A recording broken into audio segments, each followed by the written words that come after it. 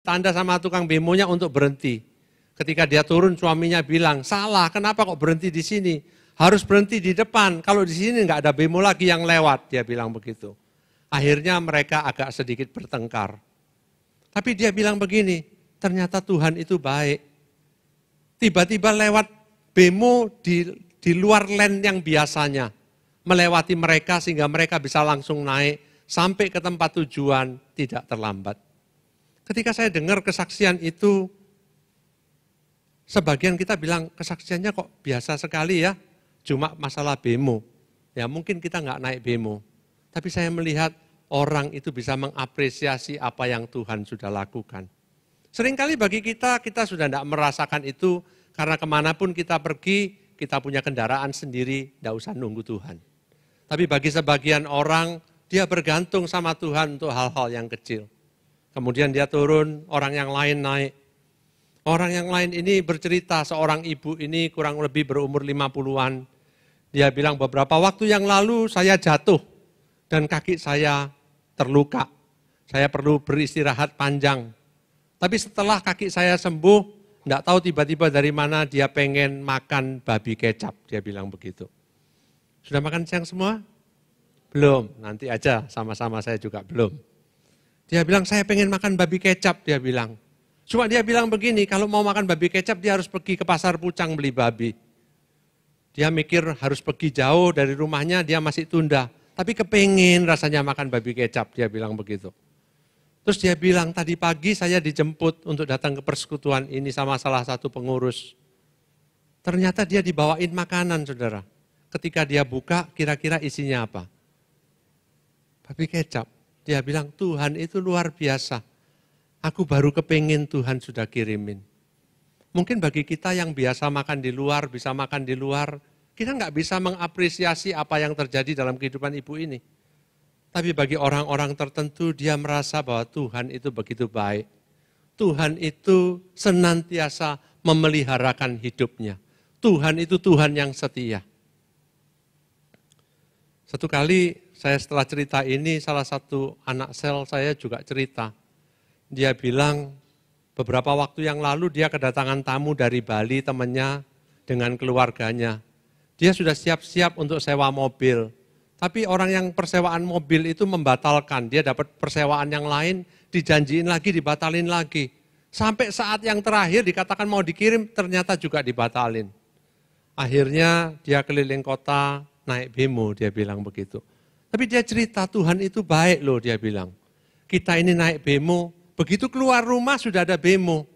Begitu naik, turun lagi di tempat lain, ganti bemo, sudah ada bemo yang lewat. Tidak perlu nunggu lama-lama, Tuhan sediakan semuanya. Ketika saya mulai mendengarkan cerita-cerita seperti ini, saya mulai melihat bagaimana kehidupan kita. Seringkali bagi kita hal seperti ini sudah tidak lagi merasa bahwa Tuhan melakukan sesuatu. Tapi saya percaya Tuhan itu mau menunjukkan kebaikannya, menunjukkan kesetiaannya kepada kita. Saya masih ingat, ini sudah beberapa, mungkin setahun yang lalu, ada seorang anggota sel, kebetulan ada hadir di sini. Datang kasih kesaksian, dia banyak ngelesin anak-anak, dia pengen beli buku. Dan dia bilang uangnya kurang, jadi dia berdoa supaya dapat buku. Sampai setelah berdoa beberapa hari, pagi itu diingatkan, terus dia berangkat ke toko buku. Dan ketika dia masuk toko buku, ada tanda di satu kotak yang isinya di-seal, dikasih potongan yang besar. Potongan itu selalu menarik, jadi dia datang ke sana dulu lihat. Ternyata ketika dia lihat di dalam kotak itu, banyak buku-buku yang cocok dengan apa yang dia butuhkan. Dia tanya sama kasirnya, kenapa kok buku-buku itu di-seal? Kasirnya bilang beberapa hari yang lalu, hujan deras dan di gudangnya bocor, dan bocornya tepat di atas buku-buku itu. Tuhan melakukan banyak mujizat kebaikan di dalam kehidupan anak-anaknya. Menunjukkan betapa besar kasih-Nya di dalam hidup kita. Tapi seringkali kita sudah tidak bisa merasakan lagi. Kenapa? Mungkin kehidupan kita sudah diberkati demikian sehingga hal-hal itu sudah tidak berarti bagi kita. Kalau saya biasanya Sabtu atau Minggu pergi sama anak-anak, terus kami berdoa supaya dapat tempat parkir di mall. Kalau malam itu parkir kan susah. Tapi kadang begitu kita sampai di mall, ada orang keluar persis di depan kami, terus kami bersyukur Tuhan itu baik, sediakan tempat parkir. Tapi hari-hari ini mungkin sebagian orang sudah tidak pernah ngalami itu. Kenapa? Tinggal di drop aja vale kan juga bisa. Kita nggak perlu ngalami hal-hal seperti itu lagi. Saya melihat kita harus berhati-hati dengan kehidupan kita. Tuhan menunjukkan kebaikannya, hal-hal kecil yang terjadi dalam hidup kita, mungkin kita sudah tidak appreciate lagi. Kita berharap ada hal-hal besar yang terjadi dalam hidup kita. Enggak ada salahnya untuk mujizat yang besar. Tapi kalau kita mau supaya hubungan kita sama Tuhan tetap baik, mari kita mengapresiasi Tuhan untuk segala hal-hal kecil yang Tuhan lakukan dalam hidup kita. Ketika orang sedang pacaran, dikirimin SMS atau BBM aja seneng, saudara. Ketika masih pacaran. Tapi sudah menikah, kalau cuma di BBM tok aja kan enggak menarik. Betul saudara ya? Minta hadiah yang besar. Kenapa? Karena hubungan itu sudah mulai tidak bisa dinikmati. Kita butuh stimulasi yang jauh lebih besar. Kita butuh berkat yang lebih besar. Kalau kita mau belajar tentang kesetiaan Tuhan, mari kita mengingat-ingat lagi. Firman Tuhan katakan, perhatikan kasih setianya yang baru setiap hari. Yang tidak pernah berkesudahan.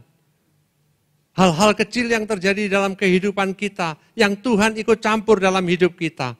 Semakin kita bisa melihat hal-hal tersebut, semakin kita bisa menikmati hubungan kita dengan Tuhan, semakin kita bisa belajar bahwa Tuhan itu Tuhan yang setia. Beberapa waktu yang lalu, mungkin seminggu lalu saya ketemu sama mama saya. Mama saya bilang, panggil nama saya, Liang, antingnya mama ini hilang satu, dia bilang begitu. Wis tak cari di mana-mana, enggak ada antingnya. Tapi tadi pagi mama telepon sama Koko, mama saya bilang gitu. Koko saya bilang gini, pasti ketemu mah, cari lagi sekali, pasti ketemu. Seolah-olah itu nubuatan. Mama saya sapu di mana-mana, dilihat di lantai, di senter, enggak ada. Terus ketika dia keluarkan dompetnya, dia keluarkan handphonenya, di tas handphonenya yang kecil itu, kira-kira ada apa di dalamnya saudara? Ada anting-anting itu. Mungkin saudara bilang gini, iya kebetulan jatuh pas masuk sana. Saya mau kasih tahu saudara, di dalam hidup ini banyak kebetulan. Tapi kebetulan itu Tuhan sediakan untuk menunjukkan kasih-Nya untuk setiap kita. Tapi kalau kita tidak bisa mengapresiasi dan melihat kebaikan Tuhan, maka semuanya hanya lewat begitu saja. Tapi ketika hati kita mulai lembut, kita bisa melihat bahwa Tuhan menyediakan banyak kebetulan di dalam hidup ini untuk membuat hati kita ini diberkati. Beberapa waktu yang lalu, saya pas pulang dari kebaktian, saya masih ingat kebaktian yang pertama. Jadi ketika jam 10 saya keluar dari gedung ini, saya dapat telepon. Saya ini kan jualan tanaman. Ada tanaman saya sakit satu, saudara. Jadi ketika tanaman itu jadi sakit, dia berubah jadi agak kekuning-kuningan, tanda tidak sehat. Tapi ketika orang senang tanaman itu ada yang namanya kelainan, saudara. Tanaman jadi kuning namanya variegata. Kalau orang namanya albino. Enggak ada orang mau jadi albino, saudara ya. Tapi kalau tanaman itu jadi variegata, ada belang-belang kuningnya, nilainya jadi mahal. Orang itu lucu ya. Kalau tanaman atau binatang ada kelainan justru dicari. Kalau ikan yang biasanya panjang jadi pendek menarik kan gitu ya. Kalau orang enggak. Itulah manusia kan banyak anehnya. Jadi tanaman saya sudah jelas-jelas sakit. Saya suruh tukang kebun saya gantikan pot karena tanamannya sakit. Ketika saya pulang dari gereja, tiba-tiba saya ditelepon salah satu tukang tanaman. Dia bilang, Pak, tanaman itu yang kuning itu mau dijual. Saya bilang, yang kuning yang mana? Dia bilang, yang Bapak bilang sakit itu loh, mau dijual. Loh, saya bilang, tanamannya sakit loh, buat apa dijual? Dia bilang, enggak apa-apa Pak, ada yang mau. Fotonya saya sudah tunjukkan orangnya mau beli, makso mau beli. Saya bilang, tolong jelaskan sama orangnya bahwa tanaman ini sakit. Dia bilang, enggak apa-apa Pak, orangnya ngotot tetap enggak apa-apa. Kalau mati juga enggak apa-apa, dia bilang begitu. Ya udah, dia tanya mau buka berapa. Terus saya tiba-tiba ikut terganggu, saudara. Saya mikirnya gini, kalau sungguh-sungguh enggak mati, ini jadi kelainan, bisa jadi mahal ini ya. Jadi saya bilang, saya naikkan harganya. Saya naikkan harganya, ada yang ketawa, saya naikkan harganya. Ternyata sama orangnya tetap dibeli, saudara. Tetap dibeli. Saya tanya setelah itu sama yang mengantarkan pedagangnya, gimana? Dia bilang, orangnya seneng. Setelah lihat barangnya, orangnya seneng. Dia bilang mati pun juga nggak apa-apa. Oh ya sudah. Tapi saya belajar satu hal, saudara. Tanaman itu kalau enggak sakit, enggak laku-laku padahal, saudara. Setelah sakit malah laku. Tuhan itu kan luar biasa. Maka saya bilang, tidak ada yang kebetulan di dalam kehidupan anak-anak Tuhan. Tuhan itu aturkan. Cuma seringkali kita enggak tahu bahwa kemurahan Tuhan itu ditunjukkan dalam kehidupan kita, dalam artian, dalam cara-cara yang mungkin kita rasa kita sudah enggak mau tahu lagi, saudara. Tapi kalau kita mau belajar, kita bisa melihat bahwa tangan Tuhan itu senantiasa menyertai kita. Dikatakan kasih setianya itu tidak pernah berakhir. Rahmatnya selalu baru setiap hari. Apakah kita menantikan Tuhan melakukan sesuatu setiap hari? Kalau kita mau nantikan Tuhan, kita akan lihat Tuhan itu banyak lakukan mujizat di dalam kehidupan kita. Hal-hal kecil seperti itu membuat sukacita kita terus bergelora. Menyadari bahwa hubungan kita dengan Tuhan itu hubungan yang indah. Bukan sekedar datang ke gereja, tapi kita tahu bahwa Tuhan itu menyertai kehidupan kita.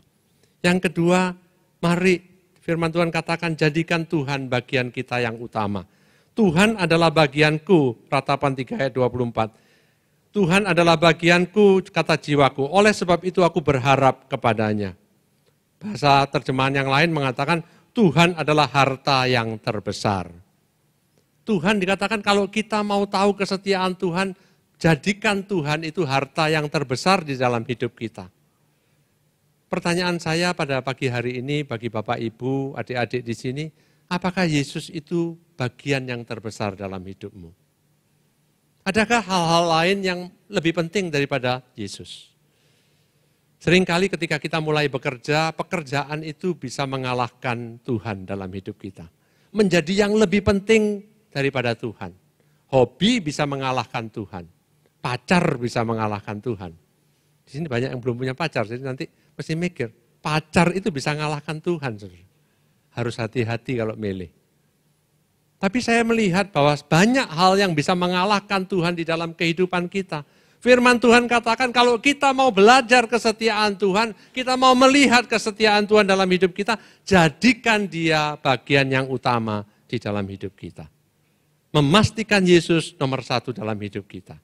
Ketika dia nomor satu, maka tidak ada orang yang bisa mengambil Yesus dari kita.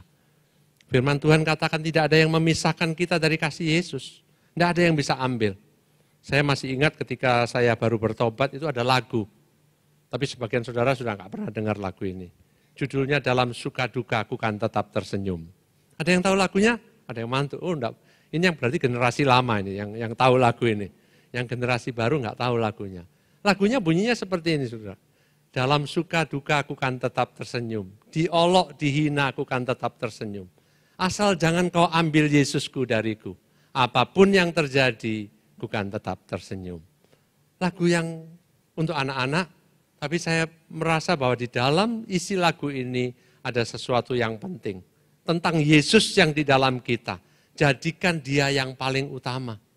Pastikan senantiasa Yesus yang paling utama di dalam hidupmu. Engkau akan melihat banyak mujizat terjadi. Engkau akan melihat kesetiaan Tuhan itu dinyatakan berulang-ulang di dalam kehidupanmu. Tapi jadikan Yesus yang paling utama. Satu kali saya lupa ada acara, kami pergi sama Pak Andreas. Di kamar pada waktu istirahat, saya tanya sama Pak Andreas. Ada seorang teman ini, dia berusaha berulang kali, usahanya gagal. Berulang kali dia mencoba usaha yang baru, dia usahanya gagal. Uangnya tambah lama tambah habis. Rasanya nggak ada jalan keluar lagi. Terus waktu itu ada beberapa orang saya tanya sama Pak Andreas, Koan, kenapa kok arek ini ya ikut pelayanan sungguh-sungguh, tapi terus usahanya gagal terus. Saya masih ingat apa yang Koan katakan. Dia bilang, Cip, selama orang itu masih punya Yesus, Tuhan sanggup pulihkan hidupnya. Selama kita masih punya Yesus, Tuhan sanggup pulihkan kehidupan kita. Jangan sampai kita punya semuanya, tapi kita nggak punya Yesus. Pastikan kita punya Yesus dalam hidup kita. Apapun bisa hilang, saudara. Apapun bisa hilang. Tapi selama Yesus ada dalam hidup kita, Tuhan sanggup pulihkan keadaan kita. Naftali bilang, if you have Jesus in your life, everything will be alright. Kalau engkau punya Yesus di dalam hidupmu, hidupmu akan baik-baik saja.